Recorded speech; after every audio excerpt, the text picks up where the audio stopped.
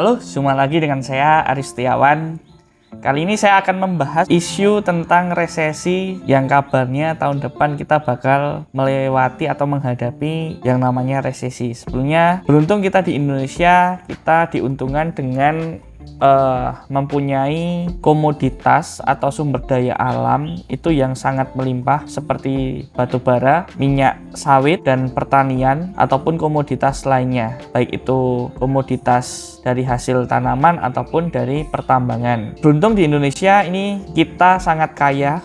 Jadi ketika kemarin negara-negara lain mengalami perlambatan ekonomi segala macam, Indonesia diuntungkan dengan kenaikan harga batu bara atau komoditas batu bara yang dimana itu sangat berpengaruh terhadap perekonomian kita. Biasanya ketika ada harga komoditas yang mengalami kenaikan, maka akan terjadi multiplier effect atau efek domino, sehingga sektor lain akan ikut menikmati dari kenaikan komoditas itu. Sebagai contoh, semisal kita mempunyai pendapatan income yang lebih di Indonesia, kebanyakan orang cenderung akan membelanjakan uangnya, entah itu untuk membeli kebutuhan sehari-hari, kendaraan, ataupun misalnya juga untuk properti segala macam. Maka dari itu untuk pertumbuhan kita, ekonomi kita di Indonesia sangat bagus. Tumbuhan ekonomi kita di angka 5,7%, sangat luar biasa dibandingkan kemarin-kemarin, karena di saat sekarang ini yang namanya inflasi sedang tinggi, kita mengalami kenaikan perekonomian di mana itu sejalan. Yang ditakutkan kalau misalnya inflasi tinggi tapi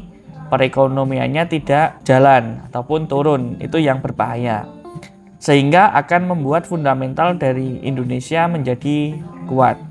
Semoga di tahun 2023 kita bisa melewati dengan baik, entah itu terjadi atau tidak. Setidaknya di fundamental negara kita sudah mulai bagus gitu ya. Walaupun kalau sekarang kita lihat ada fenomena yang sangat aneh. Jadi ketika biasanya inflasi terjadi, ketika bank sentral menaikkan suku bunga, biasanya inflasi juga akan terkendali. Namun untuk beberapa bulan kemarin tetap inflasi masih tinggi, namun untungnya kita disertai dengan pertumbuhan ekonomi yang bagus. Nah, harapannya kalau misalnya ekonomi bagus, kita bisa melewati tahun depan lebih baik. Pertumbuhan ekonomi tetap jalan, kurs rupiah tetap tidak terlalu berpengaruh, dan daya beli atau konsumsi masyarakat setidaknya jangan sampai turun untuk tahun depan. Saya kira untuk tahun depan kita bisa menghadapi dengan baik. Yang perlu diwaspadai yaitu pertama, ketika kita sekarang punya income, siap-siap untuk nabung, sedia cash. Andai kata situasi tidak diinginkan itu terjadi, kita pegang cash dan kita bisa membeli produk investasi dengan harga yang murah. Beberapa saham seperti kemarin saat COVID, ketika megang cash,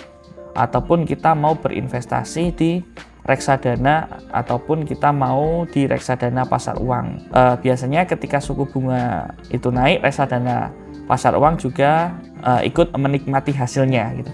Ikut mencicipi dari kenaikan suku bunga bagi investor yang membeli reksadana pasar uang. Namun ketika kita berinvestasi di reksadana saham ataupun saham secara langsung, kita andai kata itu terjadi, kita pegang cash, kita dapat harga yang murah. Lalu yang selanjutnya, hindari dulu hutang yang tidak produktif, ataupun kalau bisa jangan sampai hutang. Itu sangat berbahaya ketika suku bunga terus naik, kita punya hutang, nanti beban bunga yang kita bayarkan biasanya akan berpengaruh seperti itu. Semoga di tahun 2003 kita bisa melewati dengan baik dan kita bisa menjadi negara yang lebih sejahtera. Tentunya kita juga menikmati dari perkembangan pasar modal Indonesia.